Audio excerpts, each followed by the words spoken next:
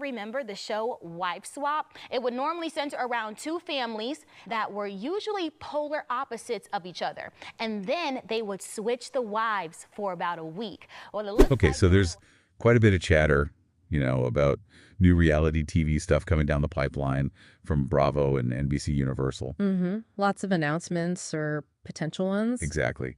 And the one that really seems to be catching fire is this rumor about a brand new series, Wife Swap, the Real Housewives Edition. Right, which, I mean, it sounds pretty self-explanatory, doesn't it? Taking that classic wife swap idea. Where, yeah, two families, usually moms, switch places for a bit. They live in each other's homes, follow their rules. And then reflect on it. But this time, it's starring Real Housewives. And there's already, like, a rumored cast list floating around. Oh, yeah. Okay, let's get into that. Who are we supposedly talking about? Well, one name that's popped up is Emily Simpson from Real Housewives of Orange County. Okay, Emily. Yeah, she's known for being pretty direct, dynamic personality. Definitely. So you could see her either, maybe clicking surprisingly well in a new setting or maybe not clicking at all. Could go either way. Who else? Then there's Melissa Gorga, Real Housewives of New Jersey. Ah, Melissa. Yeah, she's often shown as like a really devoted mom. Exactly. And she knows how to make good television, that's for sure. And Wife Swap often digs into those parenting styles and household rules. Yeah, it's true. Okay, interesting. Keep going. Another name being thrown around is Dr. Wendy Osefo from Potomac. Wendy. Okay, yeah, she's definitely a fan favorite on RHOP. She brings a very distinct perspective. She does. So picturing her adapting to a completely different family's way of life, maybe different values, that could be really fascinating to watch. Absolutely. And who's the fourth one rumored? Angie Katsanevis from Salt Lake City. Angie K. Right, she just got kind of promoted, didn't she? From friend of to getting that main chair at the reunion. Yeah, exactly. And, she gave us terms like high body count hair. She's shown she can be pretty compelling TV. She definitely brings a certain boldness. You could see her jumping right into the challenge of someone else's life. No shying away there, probably.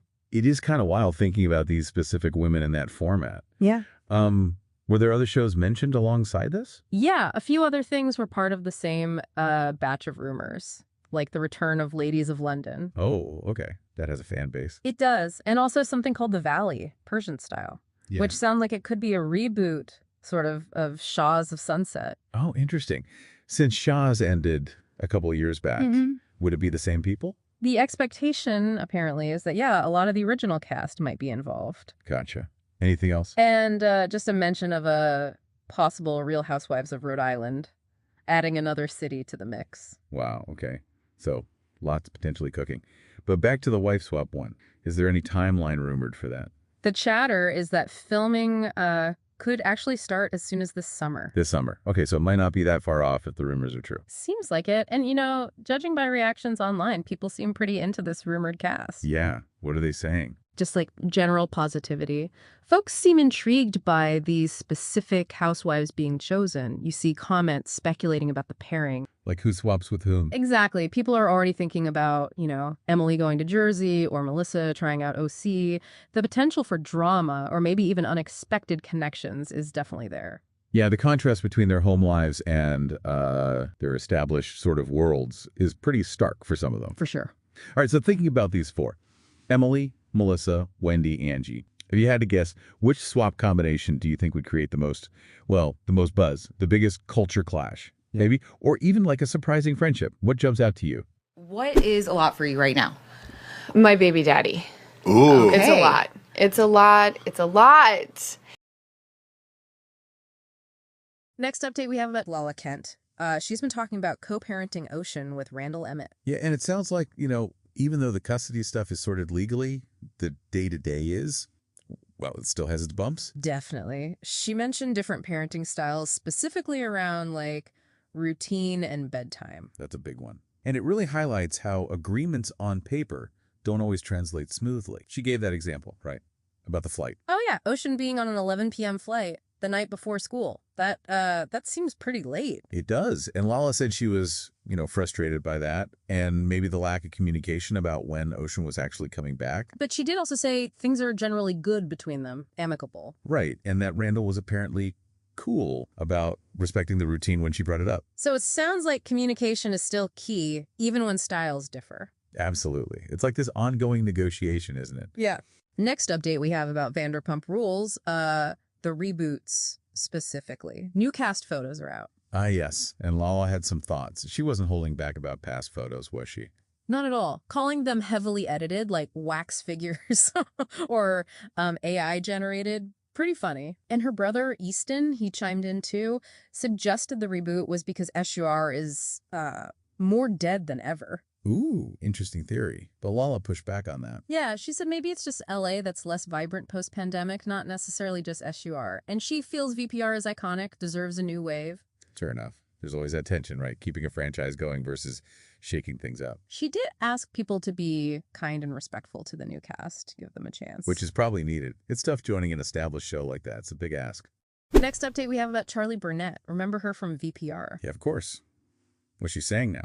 Well, on a podcast, she claimed that when she worked at SUR for the show, she'd just do a fake shift and leave. Like, filming wasn't during real work. Oh, okay. You were working at SUR while on Vanderpump Rules. Were you getting paid to be a waitress at SUR? I would literally come in, do a fake shift. Oh, and it was leave. a fake shift. Though. Yeah, like yeah, you weren't yeah. actually serving people. No, or, no, like, no, no, no, waiting. no, no, no. I got But then Peter Madrigal, the manager, he came out and said, that's not true. He remembers directing her on her sections during filming. So a direct contradiction. Interesting. People remember things differently, I guess, especially with cameras around. And other people, like regular customers on Instagram, said they were served by Charlie at SUR. Okay, so more evidence contradicting her story. Plus, there was an old tweet from Charlie herself from 2022 saying she missed filming because she was actually at SUR working due to COVID stuff. Wow, okay. So her own words from the past seem to counter what she's saying now.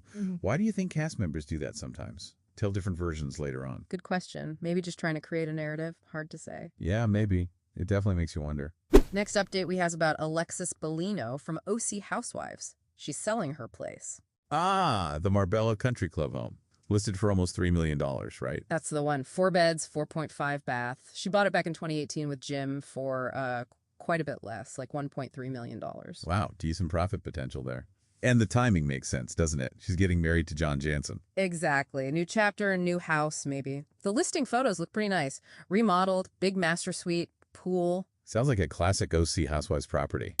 Next update we have about Lindsay Hubbard from Summer House. Sounds like she had a nice first Mother's Day. Yeah, she shared pictures with Gemma and her boyfriend Turner. Looks sweet. Brunch photos, and apparently Turner got her a cold cork. A cold cork, yeah. Practical gift, maybe. But seemed like she liked it. And she also announced she's moving after years in her current NYC apartment. Oh, okay. A big change. Did she say why? Seems like mostly for Gemma. Needs more space for toys, thinking about schools, being near friends, practical stuff. Makes sense. Life changes. Priorities shift. And she mentioned decluttering. Yeah, donating stuff to a nonprofit for new parents, which is really nice. It is. It's a reminder they have these normal life things happening too, amidst all the show drama. Moving, family milestones. Next update we have about Teddi Mellencamp. There's movement in her divorce from Edwin Arroyave. Right. He submitted his financial documents. That's a standard step, sort of moving the process along. And his initial filing suggested he sees most assets as separate property, which is often a point of contention in divorces like these. Yeah, that'll likely be part of the negotiation. But that's not all that's going on with Teddi, is it? There's that lawsuit too. That's right. The $2 million lawsuit from Julia Umana, her former employee. Really serious accusations. Very serious. Racial discrimination, wage issues, wrongful termination. Umana claims Teddi treated his Hispanic employees differently, accusing them of theft. Despite having cameras, apparently. Teddi, for her part, denies everything, wants the whole thing dismissed. It's a tough situation. These kinds of allegations are significant, and the legal process can be really long and draining. Definitely highlights the complexities of employer-employee relationships, especially, in a domestic setting. For sure. And the impact on public perception is always a factor, too. Next update we have about Teresa Giudice. She was talking with Gia about, some heavy stuff from her past. Learning about the fraud charges, right? And realizing her marriage to Joe was over. Yeah. She said when the charges first came out, she thought it was a joke. Didn't think she'd done anything wrong. Believe she wasn't really involved in Joe's business, just signed papers at closings for houses. Right. And she apparently asked Joe recently, what exactly did she sign that landed her in prison? And learned it was refinancing a property he already owned. That offers some insight into her perspective at the time. Maybe a lack of awareness about the details? Could be. It's a stark reminder about financial decisions, that's for sure. And then the marriage. She said her mom's death was the catalyst for deciding to leave Joe. Yeah, feeling like life's too short and that the juices weren't flowing, as she put it. Grief can really clarify things, can it? Sounds like a profound moment of realization for her. It does, a really personal share about how she processed those huge life events. Definitely. Finally, let's get into the Valley.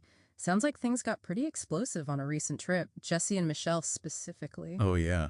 Group trips on these shows rarely go smoothly, do they? What happened? Well, it apparently ended with Michelle throwing water in Jesse's face. Whoa, okay, so tensions boiled over. What was the argument about? Sounds like some really nasty accusations flew back and forth. Jesse allegedly calling Michelle an escort. Oof. And Michelle revealing Jesse gets money from a gay man. Plus Jesse questioning if she's genuinely happy for him, moving on. Just messy. Really messy.